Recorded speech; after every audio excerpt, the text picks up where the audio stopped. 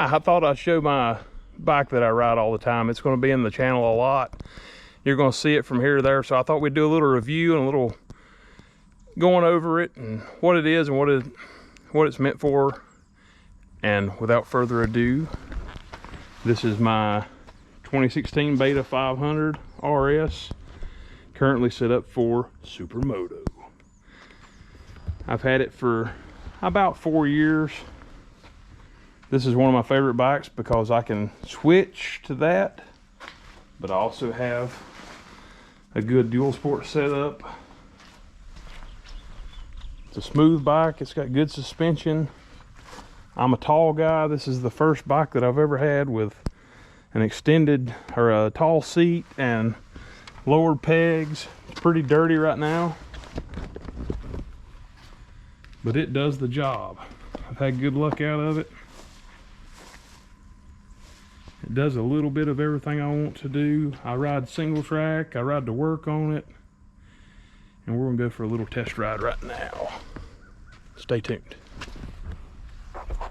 All right. We're just going down the road from my house. Got a few good little loops and close. Specs on this bike, I think they're in the mid 50 horsepower range.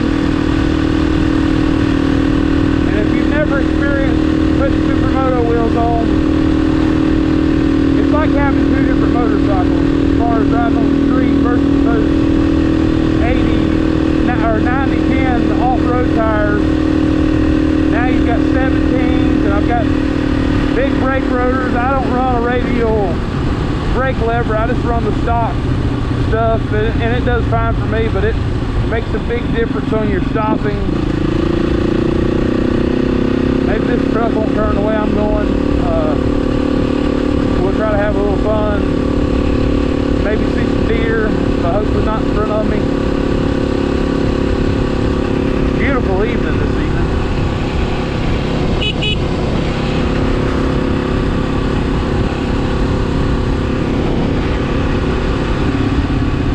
Yeah, he's turning the same way I'm turning.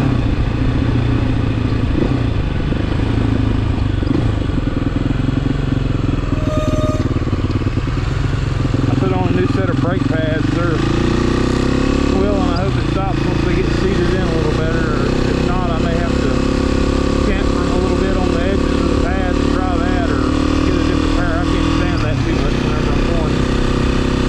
It only does it whenever you're coming to a stop.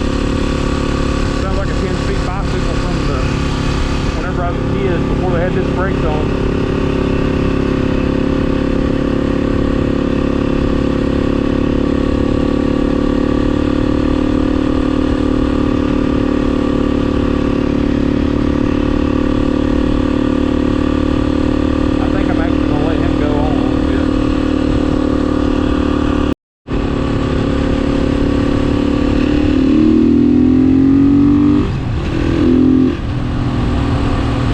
Anywhere from 45 to low 50s miles per gallon. I really like this thing. I've always ridden Japanese bikes, and the motocross and the wood stuff is fine, but their dual sport stuff just lacks a lot to be desired. I had a DR650 and a KLX 250, and a little DR200 was my first actual dual sport bike. Now, all those bikes are fine. They're reliable, but they're so soft and heavy. If you get into KTM or Beta or some of the Sherco stuff now, if you can find somebody a dealer that's close to you to support it, all of those bikes are going to be as light as the Japanese dirt bikes, but with a tag.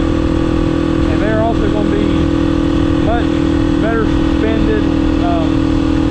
This bike I have heavier springs in it, front and rear. Oh, good, thanks. Moving on. We'll do a little acceleration test.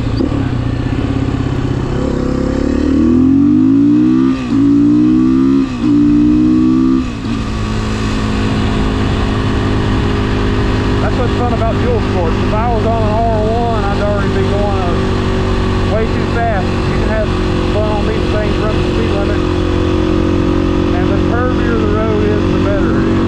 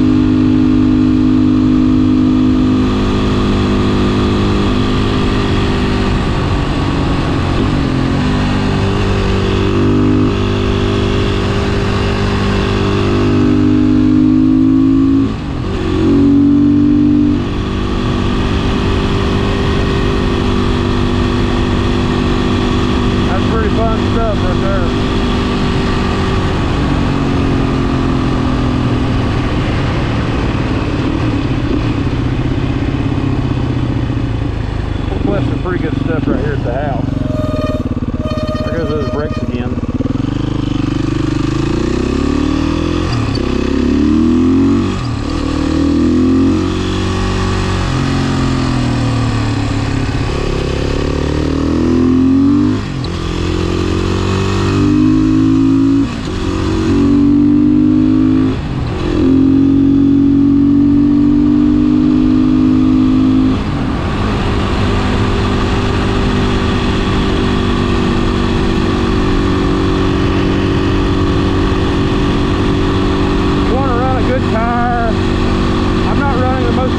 Tires you can. I'm running a sport touring tire.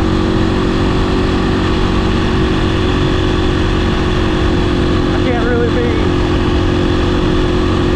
buying a real aggressive tire all the time. But these get sticky enough and they get warmed up enough. They're pretty good stuff.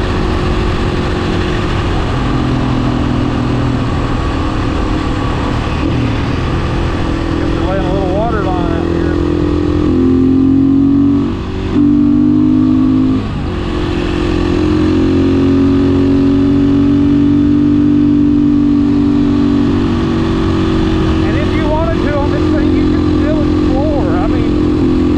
Aren't going to hurt it at all, or maybe a little bit more stuff without changing your wheels.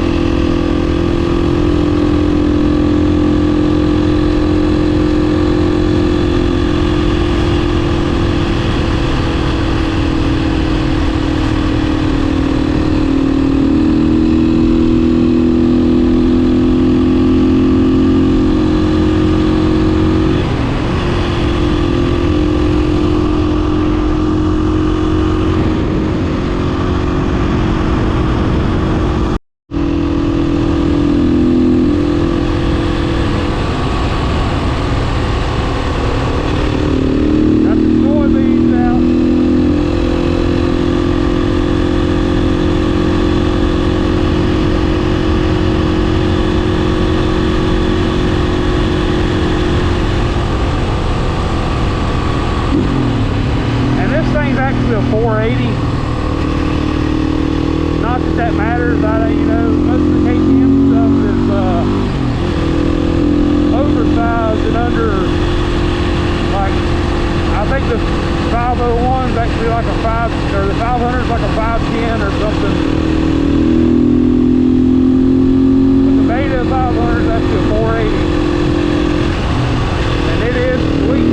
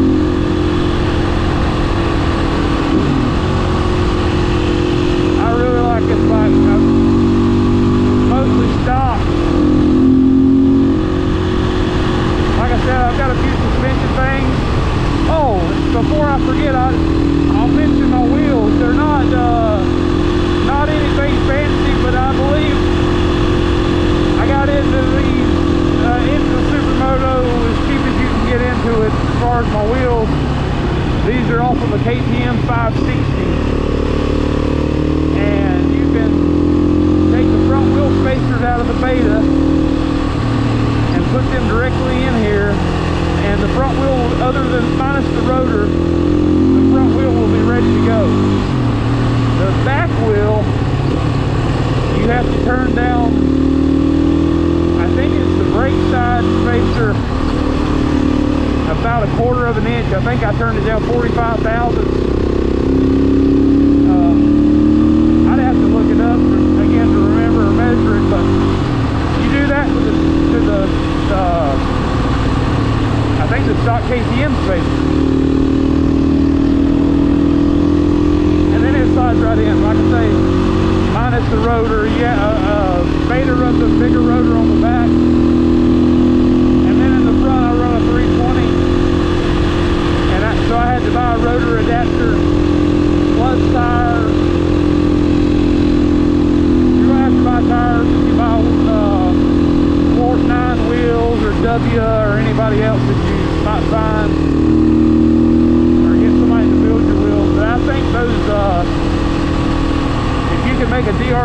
work, you could probably find the deal on those, the Supermoto wheels from those. There's a lot of those around. And then occasionally you come across these. These are barrel wheels from a KTM 560 or some of their 450 Supermotos. And the cool thing about them, they have a twist drive in them from the factory. And I've had no complaints.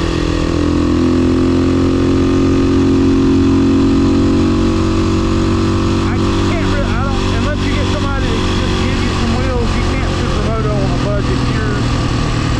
You're going to spend anywhere from, by the time you buy the stuff and actually get rides, you're going to have $700 to $1,500, depending on if you buy new or used, or you know what kind of deal you find on your wheels. But I just wanted to mention that before I signed off on my video. Hope you enjoyed it. Please like and subscribe.